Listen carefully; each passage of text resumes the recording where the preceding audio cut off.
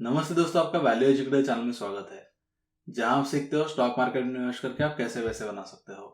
तो मेरा नाम है शशांक और ये वीडियो हम डिटेल में जानेंगे कि एथर इंडस्ट्रीज का जो नया आईपीओ आ रहा है, तो यहाँ पे क्या उनका बिजनेस मॉडल है, उनके जो प्रमोटर है उनका क्या हिस्ट्री है, कौन कौन से जो प्रोडक्ट है वो एथर इंडस्ट्रीज मैन्युफैक्चर करती है, इसमें उनका ग्लोबल और इंडियन ये लेवल पे क्या मार्केट शेयर है, जो उनके प्रोडक्ट्स है उसमें कितना ग्रोथ आ सकता है, क्या कॉम्पिटिटिव एडवांटेज है, ये जो आईपीओ है इसके जो प्रोसीडिंग्स है, कंपनी क्या प्लान कर रही है, ये सब के बारे में हम ये वीडियो में काफी डिटेल में जानकारी लेंगे। और मैंने काफी केमिकल स्टॉक्स के रिलेटेड काफी डिटेल वीडियो बनाया है जो आप देख सकते हो। तो एथर इंडस्ट्रीज का जो बिजनेस है वो केमिकल इंडस्ट्री रिलेटेड ही है। तो यदि आपने अब तक चैनल को सब्सक्राइब नहीं किया होगा तो जरूर चैनल को सब्सक्राइब कर लीजिए और बेल आइकन पे क्लिक कीजिए ताकि ऐसे जो वीडियोस है वो आपको आगे जाके भी मिलते रहे। तो एथर इंडस्ट्रीज का ये जो आईपीओ आ रहा है, यदि आप देखोगे तो ये स्पेशलिटी केमिकल्स की कंपनी है। तो कमोडिटी केमिकल्स और स्पेशलिटी केमिकल्स में फर्क ये होता है कि कमोडिटी केमिकल्स जो होते हैं वो जनरली हाई वॉल्यूम और लो वैल्यू के प्रोडक्ट्स होते हैं। यदि आप कंपेयर करोगे स्पेशलिटी केमिकल्स को तो उनका जो वॉल्यूम है वो काफी कम होता है, बट जो वैल्यू होती है वो काफी ज्यादा होती है। तो ऐसे ही जो प्रोडक्ट्स है वो एथर इंडस्ट्रीज मैन्युफैक्चर करते हैं जिसमें वॉल्यूम कम है पर वैल्यू जो है वो ज्यादा है काफी। हम इनके पर केजी की एवरेज वैल्यू क्या है इसके बारे में हम आगे जाके डिस्कस करेंगे। पहले हम ये देख लेते कि ये जो कंपनी है वो 2013 में शुरू हुई थी, पर जैसे ही उन्होंने उनकी कंपनी की शुरुआत की इमीडिएटली उन्होंने केमिकल मैन्युफैक्चरिंग से शुरुआत नहीं की। केमिकल मैन्युफैक्चरिंग की शुरुआत उन्होंने 2017 में की। तो ये जो 4 से 5 सालों का पीरियड था उसमें उन्होंने सिर्फ R&D पे फोकस किया, जिसका आउटकम हम आगे जाके देखेंगे कौन कौन से प्रोडक्ट में उनका प्रेजेंस है। काफी प्रोडक्ट में यदि आप देखोगे तो वो नंबर 1 है, not only in India but globally उनका सबसे हाईएस्ट मार्केट शेयर है। उसके पहले हम देख लेते हैं कि ये जो आईपीओ आ रहा है उसके क्या क्या डिटेल्स है। तो ये जो आईपीओ है वो आज से यानी 24 मई टू 26 मई तक आप इसको सब्सक्राइब कर सकते हो। प्राइस बैंड जो है वो 610 रुपीज से 642 रुपीज का है और इसमें लगभग जो फ्रेश इशू हो रहा है वो 627 करोड़ का है। ऑफर फॉर सेल यानी जो ओल्ड प्रमोटर्स है वो लगभग 181 करोड़ के जो टोटल उनके शेयर से वो बेचने वाले हैं। एंड टोटल साइज जो है आईपीओ का 627 प्लस 181 यानी लगभग अपर बैंड पे वो 808 करोड़ का आईपीओ आ रहा है। काफी छोटा आईपीओ है और ये जो उन्होंने फंड रेस किया है आईपीओ से तो उसका जो यूज है वो फर्स्टली जो कैपेक्स उनका एक आ रहा है मैन्युफैक्चरिंग यूनिट 3 में कैपेक्स आ रहा है, इसके भी जो डिटेल्स हम आगे जाके देखेंगे। तो उसमें लगभग 163 करोड़ का वो यूज करने वाले हैं। रीपेमेंट ऑफ जो डेट है उनकी करंटली एग्जिस्टिंग बैलेंस शीट पे तो लगभग 138 करोड़ से वो पे करने वाले हैं। एंड वर्किंग कैपिटल में यदि आप देखोगे तो वो 165 करोड़ यूज करने वाले हैं। तो यदि आप मैन्युफैक्चरिंग कैपेसिटीज देखोगे तो उनके करंटली 2 मैन्युफैक्चरिंग कैपेसिटीज है। फर्स्ट जो यूनिट है उसका टोटल जो एरिया है वो लगभग 3500 स्क्वायर मीटर्स का है।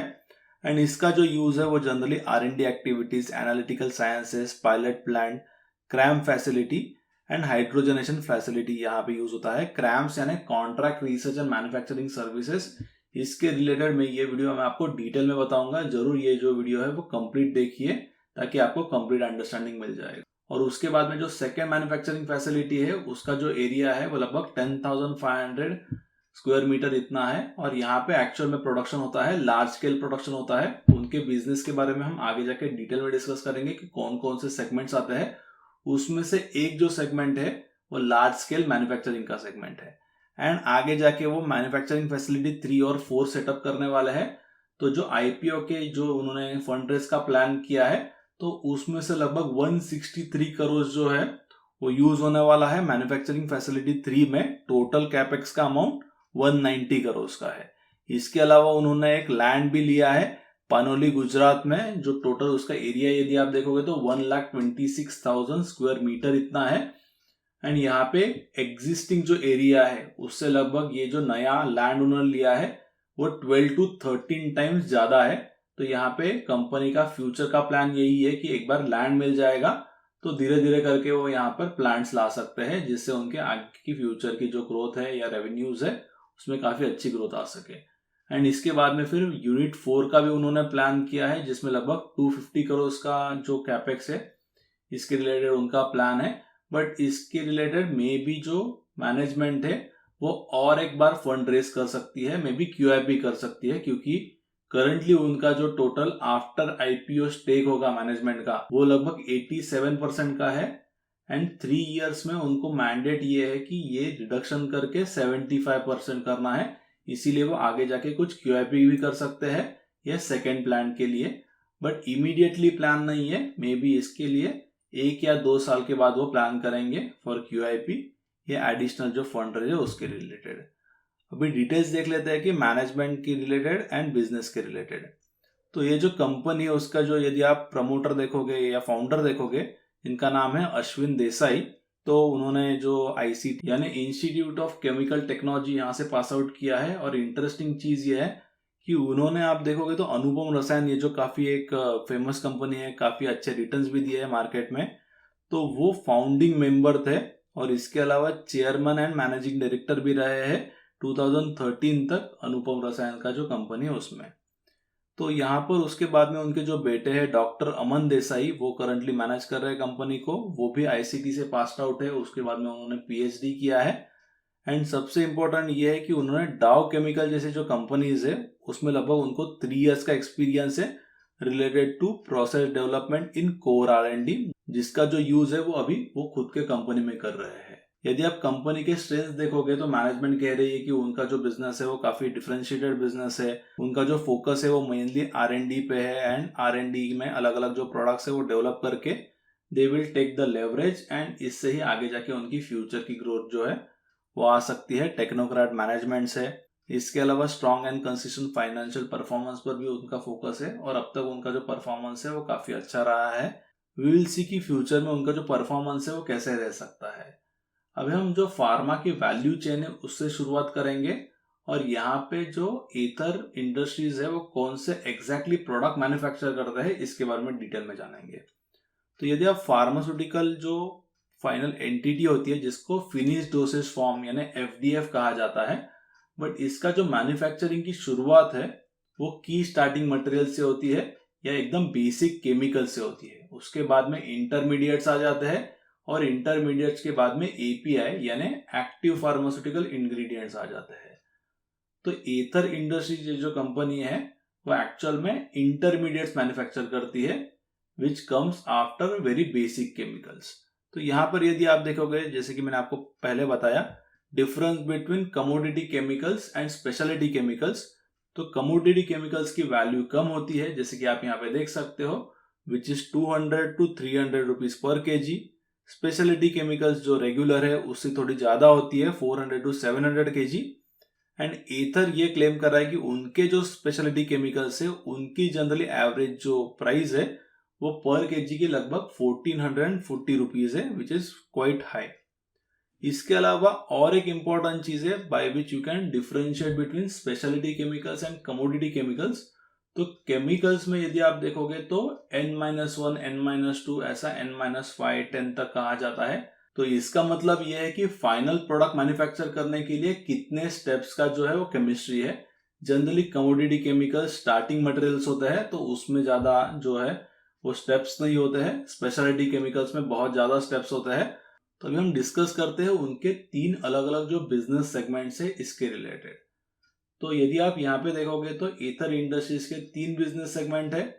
उसमें से फर्स्ट जो है वो लार्ज स्केल मैन्युफैक्चरिंग का है, जिसमें उनके जो टोटल रेवेन्यू कंट्रीब्यूशन है वो 74.64% का था। सबसे ज्यादा रेवेन्यूज ये सेगमेंट से आते हैं।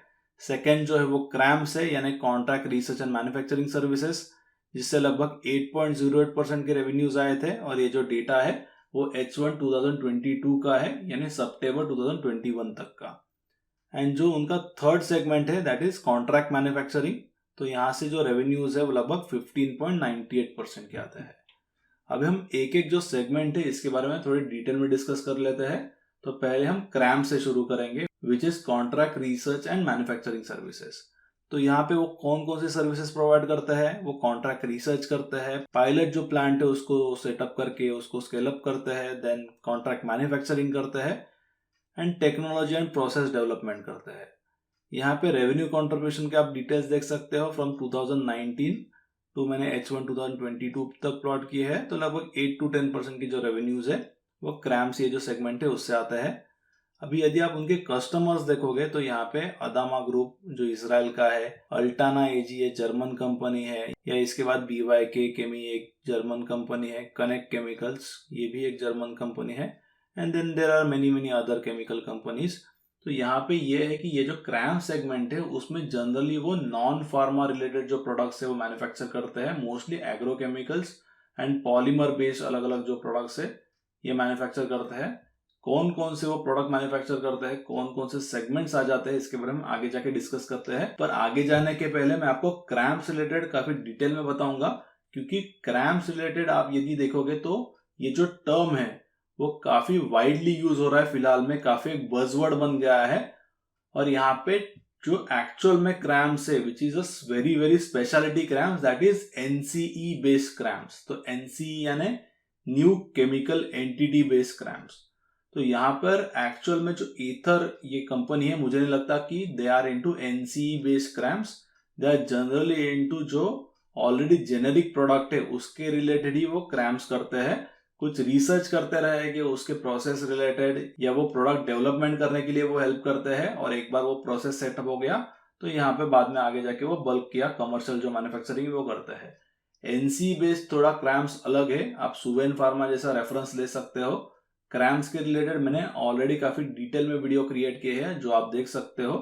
तो NCE बेस्ड क्रैम्स में एक्चुअल में नया केमिकल एंटिटी जो है, जो इनोवेटर होता है वो डेवलप करता है, एंड वाइल डेवलपिंग जो मैन्युफैक्चरिंग का काम है वो CDMO या क्रैम्स ऐसी जो कंपनीज है वो करती है। तो यहाँ पे क्लियर दो डिफरेंसेस है कि NCE यानी न्यू केमिकल एंटिटी है, यानी फॉर एग्जांपल कोविड जैसा ड्रग हो गया, एंड जो जेनेरिक कंपनीज है दैट इज कंप्लीटली डिफरेंट। दोनों के लिए क्रैम्स कहा जाता है मैन्युफैक्चरिंग के लिए, but I think proper definition या जो प्रॉपर अंडरस्टैंडिंग यदि आपको क्रैम्स का चाहिए तो you should consider only NCE।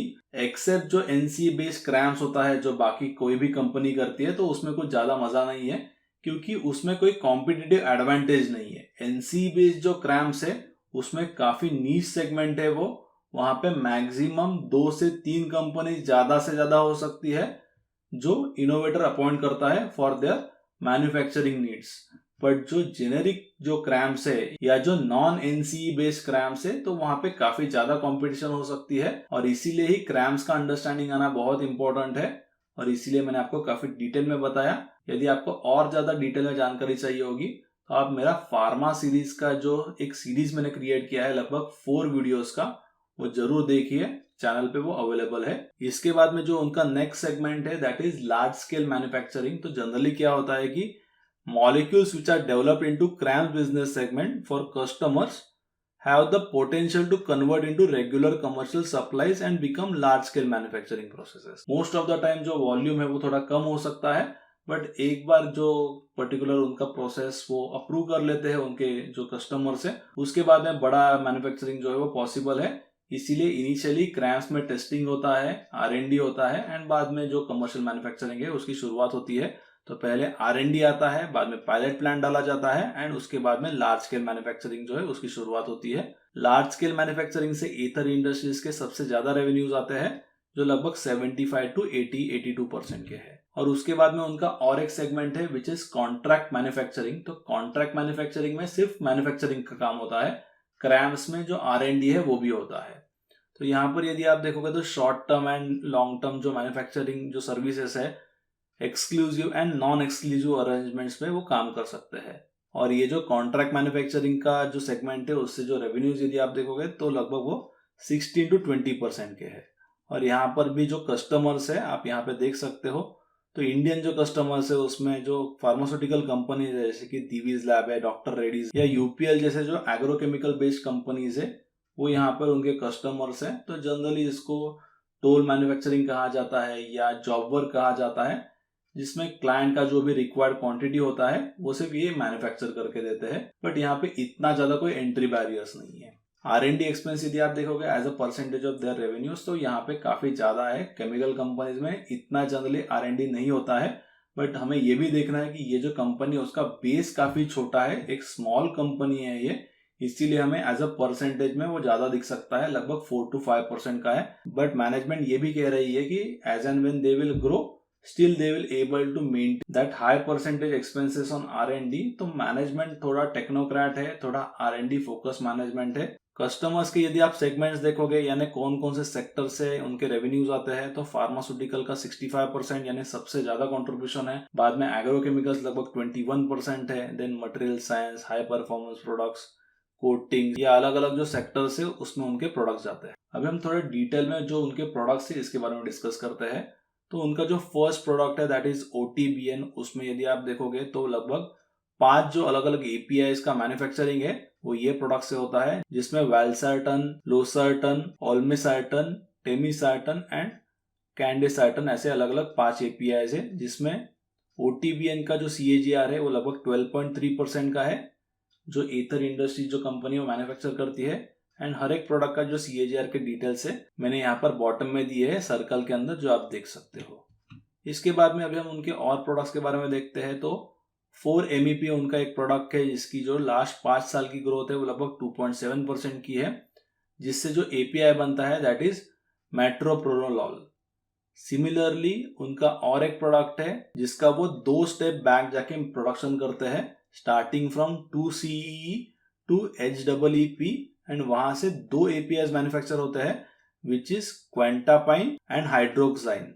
तो यहाँ पर जो एथर इंडस्ट्रीज है it is only manufacturer for 2CEE, और ये जो HEEP प्रोडक्ट है उसमें एमी ऑर्गेनिक जैसे जो मैन्युफैक्चरर है वो भी मैन्युफैक्चर करते हैं। बट 2CEE ये जो प्रोडक्ट है उसमें सिर्फ एथर इंडस्ट्रीज के पास कैपेबिलिटीज है जो मैन्युफैक्चर करते हैं। उसके बाद में नेक्स्ट जो प्रोडक्ट है उसका नाम है T2E, जिसका जो आप देखोगे फाइनल API जो है वो क्लोबिडोग्रेल है, और इसमें जो ग्रोथ है वो काफी हाई ग्रोथ है। API में भी लगभग 66% की ग्रोथ है, और जो इंटरमीडिएट है उसमें 58% की ग्रोथ हुई है। जो बेस है वो काफी स्मॉल था, इसीलिए जो ग्रोथ है वो ज्यादा दिख रही है फॉर लास्ट 5 ईयर्स। इसके बाद में NODG एक उनका प्रोडक्ट है जिसमें 2 APIs निकलते हैं इससे, नैप्रोक्सेन एंड डेक्सकेटोप्रोफिन। ये जो सारे प्रोडक्ट्स है उनकी जो CAGR ग्रोथ है वो आप देख सकते हो ब्लैक सर्कल में। तो डेक्सकेटोप्रोफिन लगभग 45.5% से ग्रो हो रहा है, एंड जो नेप्रोक्सिन है वो लगभग 2.6% से ग्रो हो रहा है फॉर लास्ट 5 ईयर्स। उसके बाद में उनका MMBC करके और एक प्रोडक्ट है, इसका जनरली जो यूज है वो एग्रोकेमिकल्स में होता है, जिससे मेथोक्साफाइंजाइड ये प्रोडक्ट जो है वो मैन्युफैक्चर होता है। देन उसके बाद में नेक्स्ट प्रोडक्ट इज BFA, जिससे फाइनली बायोफेंथ्रिन मैन्युफैक्चर होता है, जिसकी जो ग्रोथ है वो आप देख सकते हो। उसके बाद में उनका जो लास्ट प्रोडक्ट है दैट इज डेल्टा वेरिलैक्टोन। तो उसका जो यूजेस है वो पॉलीमर्स में, APIs में, कोटिंग्स में या डिस्पर्जेंट्स में यूज होता है। उसके बाद में यहाँ पर आप उनकी जो सारे डिटेल्स है प्रोडक्ट्स के उसकी कंप्लीट जानकारी ले सकते हो। इसमें हर प्रोडक्ट का नाम मैंने मेंशन किया है, क्या एप्लीकेशन है उसका, कौन कौन से थेरापेटिक कैटेगरीज में है। फॉर एग्जांपल 4-MEP जो है वो हाइपरटेंशन में है, या इसके अलावा सिमिलरली OTBN भी हाइपरटेंशन में है, T2E एंटी प्लेटलेट्स में है। कभी कभी ये जो प्रोडक्ट है वो लॉन्च किया था उसकी डेट मैंने मेंशन की है, उनका ग्लोबली मार्केट पोजीशन क्या है, एंड सिमिलरली इंडिया में भी क्या मार्केट पोजीशन है। So this is very very important information, क्योंकि पर्टिकुलरली वो केमिकल में जितना कम कंपटीशन होगा उतने ही उनके जो मार्जिन है वो बेटर हो सकते हैं।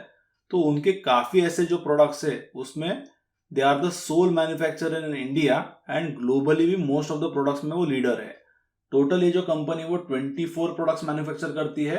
IPO का जो DRHP है उसमें उन्होंने लगभग 8 प्रोडक्ट्स के जो डिटेल्स है वो दिए हैं। तो जो फर्स्ट प्रोडक्ट है 4-MEP, उसमें लगभग उनका 28% का मार्केट शेयर है, एंड लार्जेस्ट प्रोड्यूसर है वो वर्ल्ड में, एंड इंडिया में ओनली मैन्युफैक्चरर है। सेकेंड प्रोडक्ट जो है वो NODG है, उसमें भी 46% का उनका मार्केट शेयर है वर्ल्ड में, एंड इंडिया में ओनली मैन्युफैक्चरर है। थर्ड प्रोडक्ट OTBN, यहाँ पे उनका लगभग 8% का मार्केट शेयर है, एंड अगेन इंडिया में it's only manufacture. Next product is T2E, जहां पे उनका लगभग 50% का मार्केट शेयर है, एंड वो लार्जेस्ट प्रोड्यूसर है वर्ल्ड में और इंडिया में भी। Then next product is HEEP, जहां पे उनका 34% का मार्केट शेयर है, and again they are largest in world और यहाँ पे इंडिया में they are the one of the top 3 manufacturers. और यहाँ पे जैसे कि मैंने आपको बताया कि एमी ऑर्गेनिक्स भी ये जो प्रोडक्ट है वो मैन्युफैक्चर करता है, बट एथर इंडस्ट्रीज का खासियत ये है कि उनके पास कंप्लीट बैकवर्ड इंटीग्रेशन है। 2CEE करके जो प्रोडक्ट है वो भी वो मैन्युफैक्चर करते हैं and it is the only manufacture in India. Next one is DVL। तो DVL का यूजेस जो है वो कोटिंग्स में होता है, जिसमें एथर इंडस्ट्रीज सेकेंड लार्जेस्ट प्रोड्यूसर है वर्ल्ड में with 13% market share and only manufacture in India. Right side में यदि आप देखोगे तो मैंने प्रोडक्शन का डेटा भी निकाला है which is in metric ton, and जो रेवेन्यू आया है उनको that is in crores.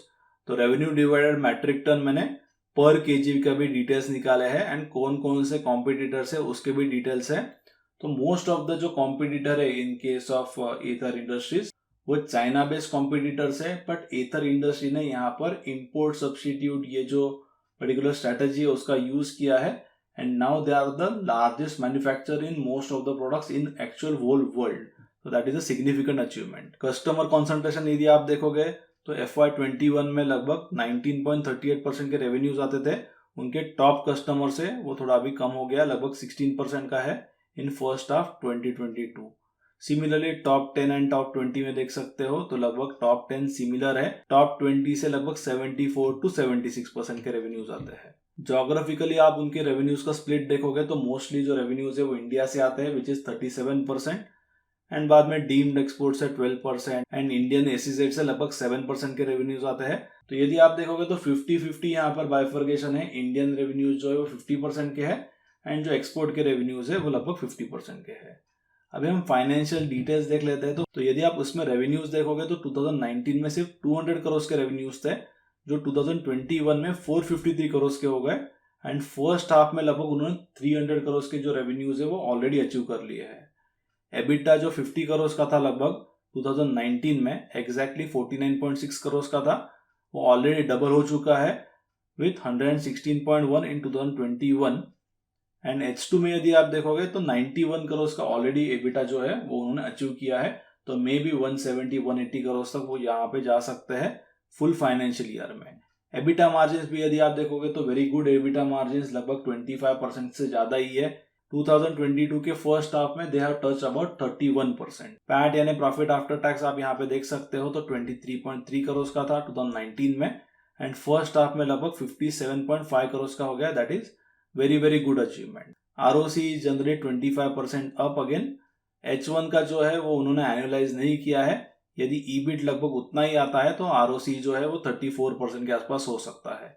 Date to equity ये कंपनी का ज्यादा था, काफी एग्रेसिवली उन्होंने डेट लिया था। तो IPO के बाद में प्लान वही है, डेट फ्री करना है बैलेंस शीट से, और काफी आप देखो तो उससे जो इंटरेस्ट कॉस्ट है वो भी बच जाएगी, प्रॉफिटेबिलिटी बेटर हो सकती है। EPS यहाँ पर आप देख सकते हो 2021 का लगभग 7.36 है एंड H1 का 5.18 है। तो यदि आप PE कैलकुलेट करते हो विथ रिस्पेक्ट टू FY21 तो जो PE है एट 642 रुपीज तो लगभग 87 का आ जाता है। H1 में टोटल EPS जो है वो 5.18 है। जैसे आप उसको डबल कर देते हो यानी सिमिलर परफॉर्मेंस यदि वो कंपनी देती है which can be very difficult, तो ये केस में जनरली जो PE है लगभग 62 टाइम्स आ जाता है which I think still very overvalued. तो ये जो कंपनी है वो मुझे ठीक लग रहा है। Not extremely good company like clean sciences but definitely it's not a commodity company. काफी अच्छे प्रोडक्ट्स है, थोड़े जो प्रमोटर्स है वो भी टेक्नोक्रेट प्रमोटर्स है, बट ये जो वैल्यूएशंस पे वो लिस्ट कर रहे हैं मोर देन 60-70 PE, तो I think valuations are very high. तो I will stay away from this IPO। But generally जो नए IPOs होते हैं उसके बारे में मैं कंटिन्यूसली रीड करता हूँ, उनके जो DRHP होते हैं, क्योंकि काफी नॉलेज मिलता है and that is how actually I have develop my knowledge into chemical industry. और यदि आपको ये वीडियो अच्छा लगा होगा तो जरूर इसे लाइक कर दीजिए। आपके कुछ सजेशंस हो गए या कुछ कमेंट्स हो गए, आपके कुछ क्वेश्चंस हो गए तो जरूर आप मुझे नीचे कमेंट में लिख के बता सकते हो। और जरूर ये वीडियो आप आपके फ्रेंड्स के साथ शेयर कीजिए ताकि वो भी डिसाइड कर सकते हैं कि एथर इंडस्ट्रीज के IPO में उनको इन्वेस्ट करना है या नहीं।